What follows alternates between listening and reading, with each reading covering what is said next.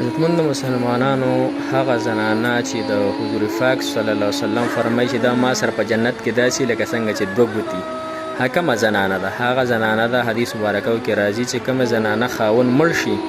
او د دې زنانه سره بچي پاتې شي، په هغې کې یو بچی، دوه بچی، درې سوچي،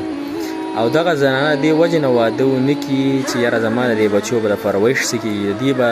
د دین باره کې څه کېږي، دنیا باره کې به یې څه کېږي، او که زه واده وکړم نو بل خاوند به زما د بچي یا قبلي یا به نه قبلي، جنګ جګړې به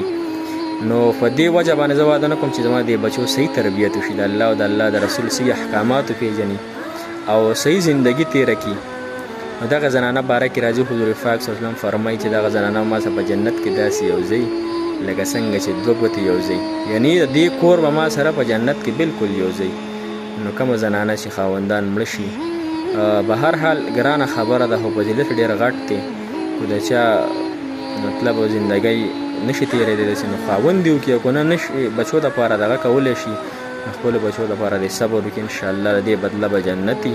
او انشاءالله د دواړو جهانو سردار جناب محمد رسول الله صلی الله علیه وسلم به خواته کوري. څومره ښکلې خبره ده چې نبی علیه صلات وسلام په ګاونډ کې زمونږ کور راشي. الله جل شانه د زمونږ ټولو زنانو کورونه آباد ساري، د الله تعالی د هغوی د سر د لوپټو خیال وساتي، الله جل شانه د هغوی مددګار شي. جزاک الله.